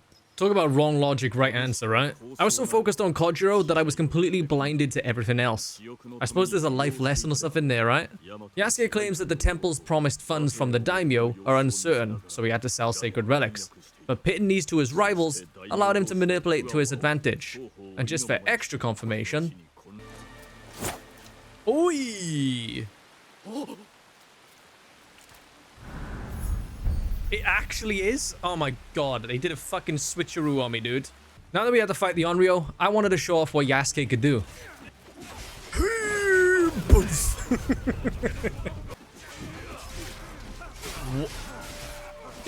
What? As it turns out, spending all of my time as Naoi in free roam means that she was getting all the gear for herself, And as a result, Yasuke was incredibly undergeared. But he still had an incredibly strong weapon that could one-shot these dudes. I just had to not get hit. Bonk. Yo, is he drinking? Motherfucker healed. Bitch just Estus flasked. All that was left now was the Enreo. I wanted to continue up my streak of just assassinating the bosses, so I went as Naoi. As usual, you get a scenario where you're out of sight and can assassinate your way to the boss. But I had a better idea. I'd just go around the temple. Joken had a whopping 12 health chunks, and I was able to take out 5. So the plan was to drop smoke bombs and then remove more. But Joken's AI was one of those that reacts well to smoke. They will back out of it until it dissipates. Not only that, but his aggro was unshakable no matter where I ran or what bushes I escaped to. So I had to raw dog him. Where's this game with unblockables? They're fucking annoying, man. Yeah, just constant, like, unblockables. I gotta get him with the neck stab. Yeah, oh, that's the stomach stab, but it'll do. Now we asked about the box, and guess what, boys? Yeah, he's not got a Scooby either. Yasuke turns up, and she asks what happened to Kojiro. Yasuke says he's gone, and Naomi hopes he's at peace. So, like, he's dead? I think they're insinuating that he's dead. How is someone so smart and knows everything and is always in the right place at the right time dead? As it turns out, on completion of the quest, we get a T-bowl set that belonged to him. When we take it to a man named Sen no Rikyu, who collects bowls, he's confused how we got it, because Kojiro's been dead for years. Yeah, Kojiro was God. When we prayed at the temple and drank the sake, he heard that call. And it does explain the weird shit that kept happening as well. With that, there's just one more Enreo left, because the other two, we can't actually make any progress on them until this last one goes down. So that means we gotta meet up with Nagahide in Wakasa. His estate is in Northern Obama. Obama. You made me laugh by making yourself laugh with Obama. Obama. There it is. Yeah, this is the furthest one away in the game so far at almost 4,000 meters, dude. On the way to Abamna, I noticed that our ally quest with Katsuhime was coming up. We arrived at a home that had been broken into and blood was present. She was hiding the wife and child of Master Zenjubo, her Teppo master, and he was also the man who attempted to assassinate Oda Nobunaga with a Teppo. So we needed to investigate what happened. From what could be seen, pirates had raided this home. Further up the road, we find them, and they're under attack. Yeah, I think that's 1. Yep, that's 2. 3. 4. The pirates had raided their home in an attempt to get Master Zenjubo's famous Teppo, but it was never here. Oda Nobunaga had it on display until after his death, where it was stolen and taken to Omizo Castle. Luckily for me, I had absolutely torn this place asunder on my way here, so the guards were still dead. But when we arrived, she had jumped the gun and got herself shot, and this also respawned the guards. Great. But she'll die if not reached in time? Oh shit. 1 dead. 2 dead. 3 dead. Hello. Oh my god, you're heavy. When we get her to the door, she agrees to join the league. But before we do that, she wants us to meet her somewhere first. Fuck me, she's all the way up there. Oh my god. It's a long ass journey, so you'd hope it's worth it, right? But it takes so long that winter actually comes around. Okay. What have you brought me all the way out here for then?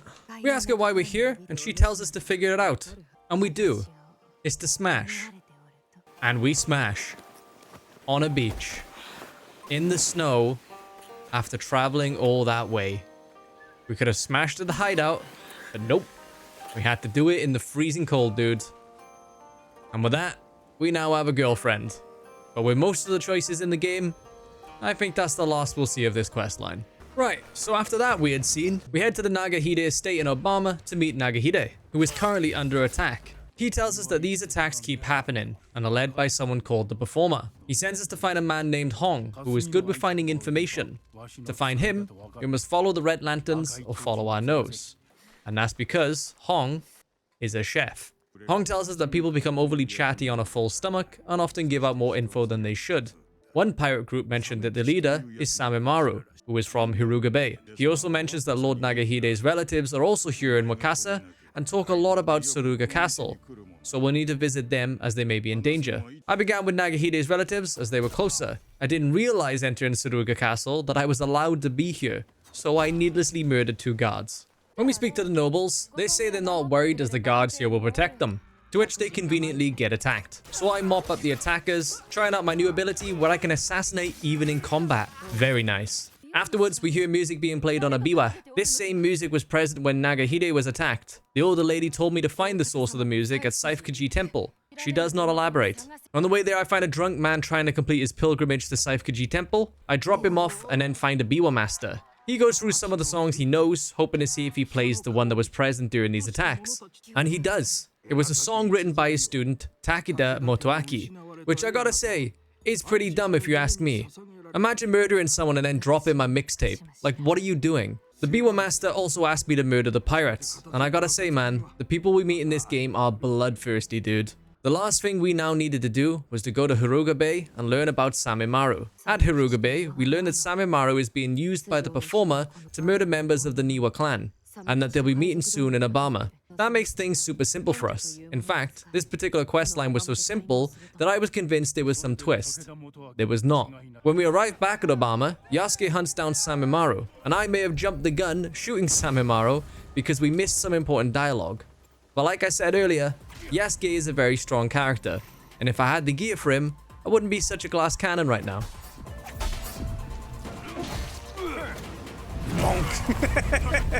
Oh my god. Oh my god. Before I shot Samemaru, he was going to mention a name, Duarte, which freaked out Yasuke as to how he could know it. Yasuke tries to interrogate him, but Samemaru throws out some racist lines, so he's dead. As Naoi, we follow the sound of Takeda playing his biwa and we confront him, to which he basically just wants to take back his castle, and was using any means necessary to do so. It's one of those situations where now we can sort of sympathize with him because Nagahide was one of the people involved in destroying her village of Iga. But unlike Nagahide, he was one of the Enreo and had a deeper involvement in her father's death, so he had to die. Naoi didn't even ask where the box was this time. Yasuke then asked Naoi for help with Duarte, but refuses to elaborate any further. This is the end of Act 2. Remember earlier when I said 51.7% of players completed Act 1? Well, only 7.6% of players have made it here. I think you can attribute this to the burnout you feel tracking these Enreo with little to no payoff or progress towards Mitsuhide. But it could also be a case of a lot of players branching out in side stories. To get this far, I played about 2 or 3 hours every day. Not everyone gets that luxury. So we'll see how this number changes over time. So all we can do is begin tracking Mitsuhide. But in order to do so, we have to meet with Tokugawa. That brings us all the way back to Naoi's home, Iga, and we come to a tea field. I don't know what it is about this, like even though it's a very repeating pattern, it looks wicked. What I didn't notice is that the field is full of soldiers fighting. I dish out a couple of mid-fight assassinations, and we talk to Lord Yas. He recognizes Naoi's name and mentions that his protection was once extended to her before Iga fell. Hattori Hanzo had requested it. We talk about Hideyoshi's plans to assault Mitsuhide's castle, but Lord Yas wants no part. He believes patience will win over aggression in time. We then speak to Hanzo, who tells us to stop chasing this path, otherwise we'll end up the same fate her mother did. Now we ask to learn more of her mother, but Hanzo really won't budge. He does tell us that there's actually 3 boxes, and to work with him instead. Now we, frustrated, pulls her blade on Hanzo. He says she wields the blade, but does not know what it stands for. All he tells us is to find a coffin in Setsu if we want answers, which funny enough, is a coffin I've already completed. So we teleport nearby and enter the coffin. To my surprise, there's a new area. Inside we find many bodies that wield the assassin's blade, and a door that can only be opened by it. Inside is a book, but everything is in another language that we can't read, so we take it with us. Not only that, but we find a new outfit, boys. Oh my god, look at that, baby! It's actually kind of bitchin', isn't it? Fortunately, Yasuke followed us when we told him not to, and he translates the Latin for us. The Brotherhood were fulfilling a mission given by Emperor Gonara. The Kakashiba Ikki in Iga were that Brotherhood, led by Naoi's mother, Tsuyu. The book also contained locations of other outposts in Tamba, Omi, Ki, and Yamato. I decided to check out the one in Iga, but got myself into a small problem. Well, that's an interesting new bug. Threw my horse into a river, and I don't know if you can see my head down there, but I'm under the floor. I'm fucking stuck so bad, dude. So yeah, had to reload the game there. Making my way through the route laid out by the Kakashiba, I come to the end to find a written note. Everyone at the coffin was slaughtered, and the author of the note was also shot and bled out. Checking out another outpost, this note detailed the emergence of a new enemy, the Enreo. The letter begged other members to return to Setsu as the boxes were compromised. However, the day of Hideyoshi's attack was nearing, so we decided to meet with Lady Nene to confirm that Mitsuhide is the last target. She tells us to join Hideyoshi's fight, and that is what we do. We meet just outside of Yamazaki Castle, where Hideyoshi wants us to join his ranks, but now he has other ideas.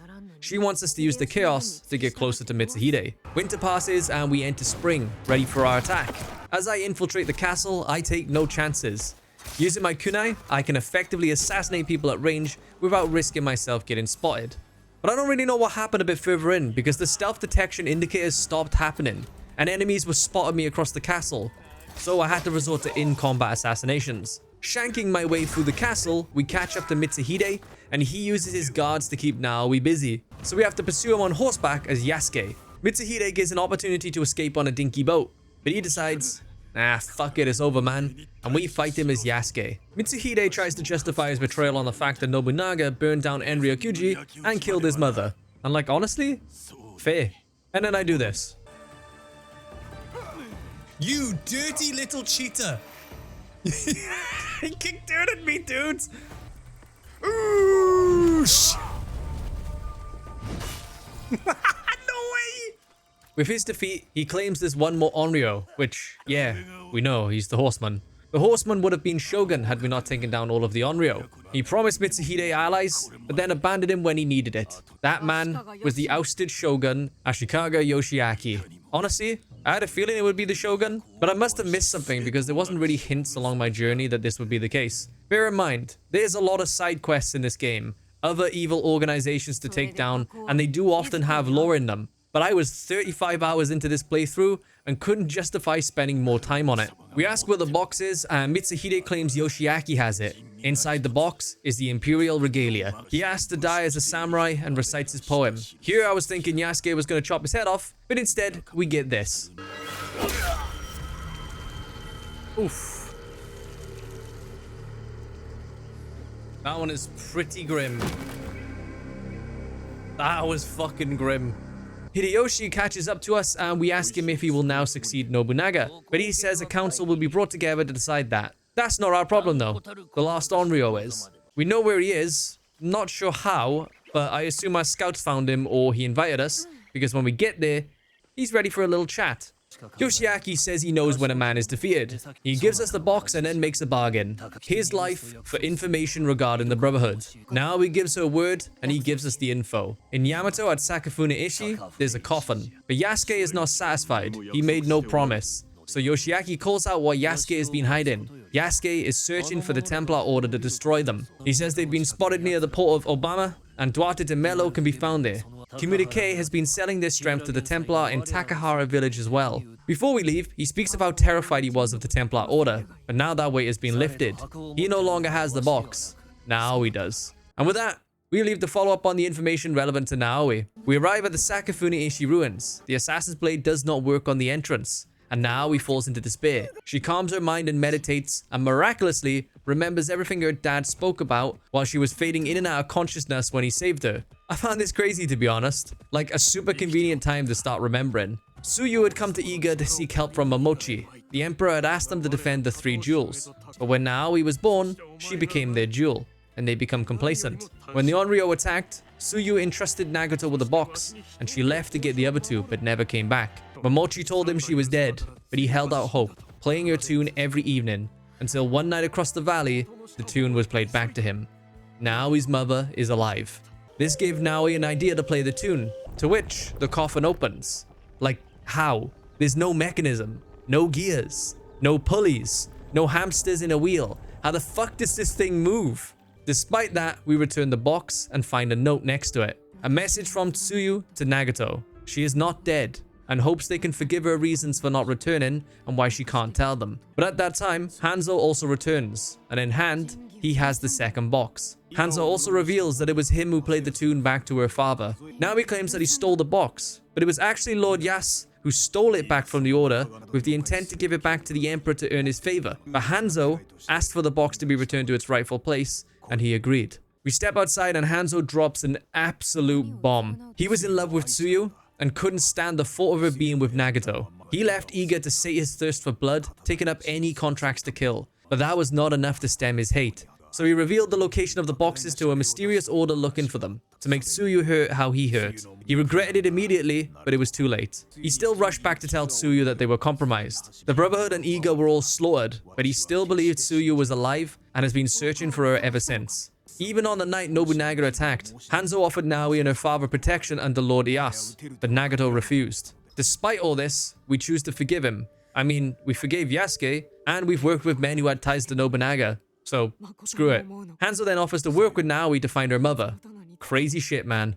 Sadly, this is where Naoi's part in the story comes to an end. I was actually invested in finding out about her mother, but I guess that's gonna be DLC then. From here on out, the finale of the story revolves around Yasuke. Following up on what the Shogun said, we break into a building in the trading port and find a note detailing Duato de Mello coming ashore when 3 signals get lit. So, we do exactly that.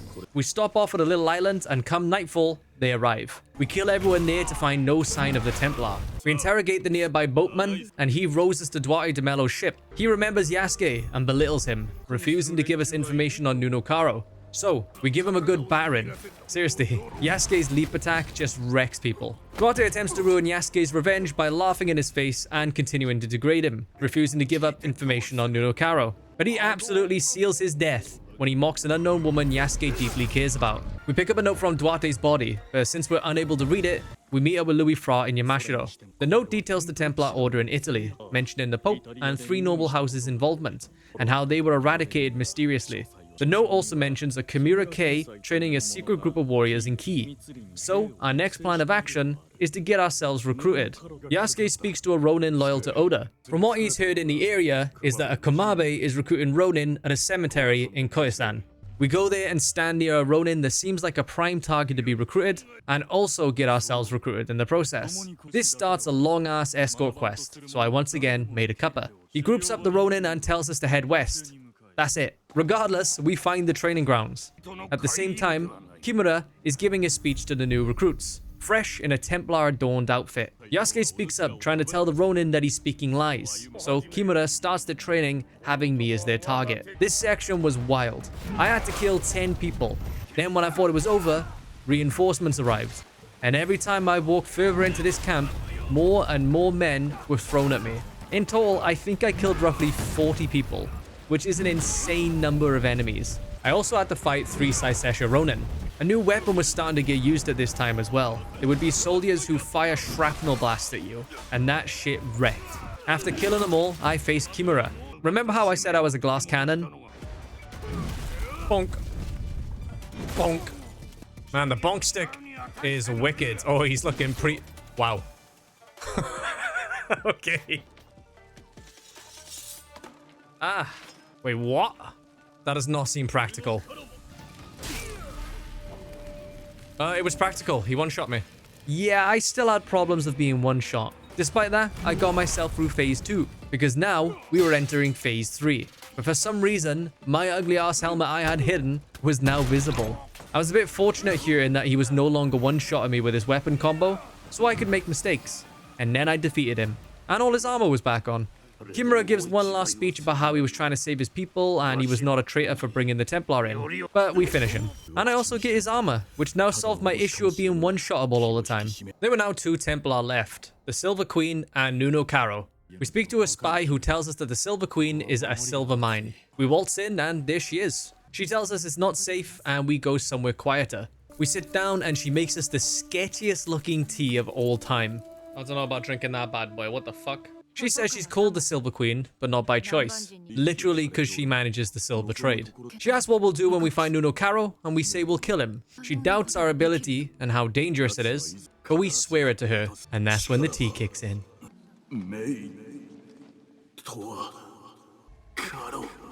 And in comes Nunokaro. He talks about how difficult Yasuke and Naoi made his life. But killing the Enreo, who cares? Killing his Templars? Now that's a problem. He says that Yasuke is such an easy person to find compared to Naoi, but also mentions, we look familiar. I get a choice to attack or threaten him, as if it mattered. But he doesn't know why we want him dead. So he leaves it to Tama, who turns out to be Mitsuhide's daughter. Yasuke passes out and finds himself in a storehouse with Tama. She explains how people think we're now dead, and how her father sent her and her brother to Honnoji as collateral.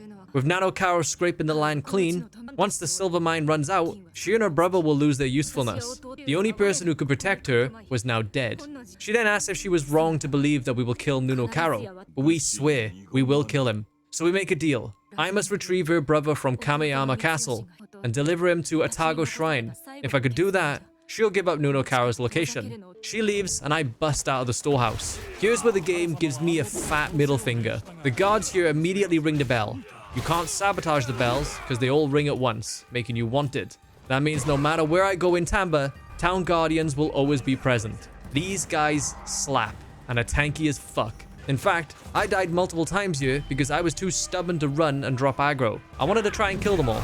Eventually I stopped being stubborn and legged it. I headed over to Kameyama Castle looking for her brother, but remember, I'm wanted. So as usual, there were guardians everywhere and I was constantly fighting. I fought my way to the top of the castle to find nobody, and that's because he was in the basement. God damn it. Mitsuyoshi thinks we're here to kill him, but we assure him we're here to escort him to his sister. He says he can't leave without his katana, but we talk him into leaving anyway. Sadly, this meant I had more fighting to do, including guardians. But it turned out as long as I had killed the men that were spawned in for this quest, the guardians could be ignored. I still killed them. Once we get to safety, he mentions a man in the courtyard has his katana.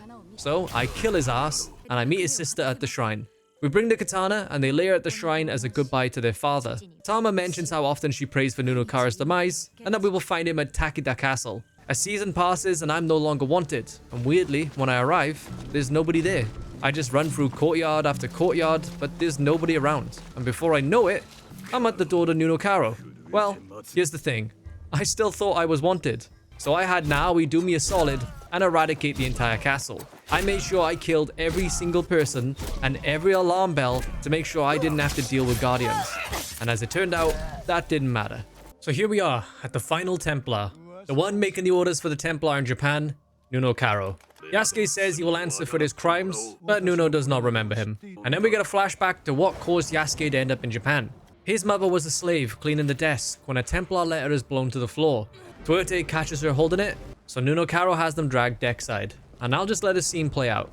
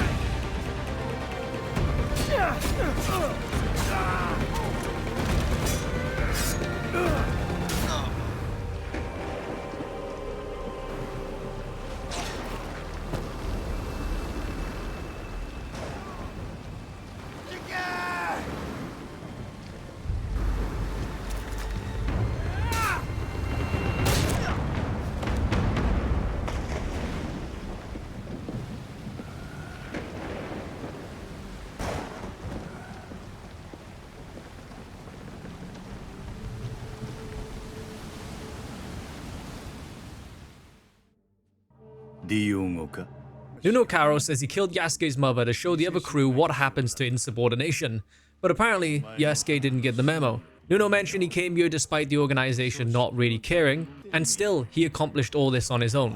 The land, resources, and his people, he owns it. Then he sends his men at me, the bounty only being claimable with me dead. I absolutely plow my way through the castle because I just spent the last 2 hours fighting guardians. This was a welcome change. At the top I confront Karo, and he says we should talk it out like civilized men. Nah, fuck that. By the way, I saw a tweet when the game came out. That could have spoiled the game for me, but good thing I didn't know who the fuck Nuno Karo was, eh? But coming up into this room, I immediately recognized it. Anyone who saw that tweet and believed it has to be the stupidest people alive.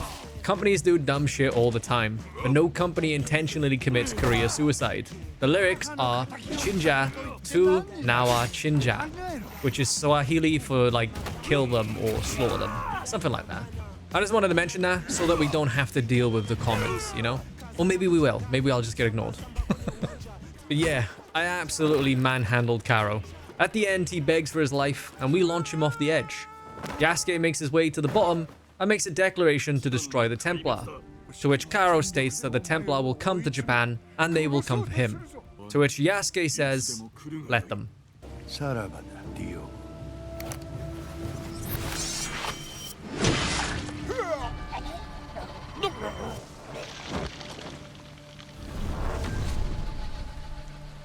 And that's the end of the game. 4.2% of people make it here, and I'm not one of them because I didn't have internet recording this, so it never updated.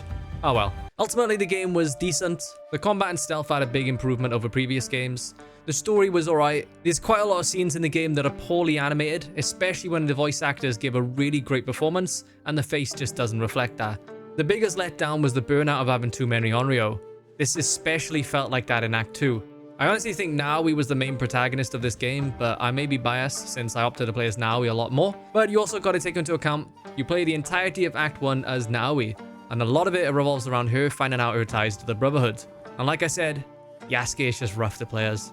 Overall, I'd give this game like a 6.9 or 7.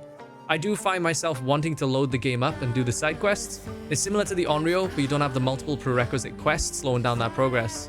You hunt them, you kill them, it's like small dopamine hits. So yeah, it's an alright game. Probably didn't need that shitfest online that revolved around this.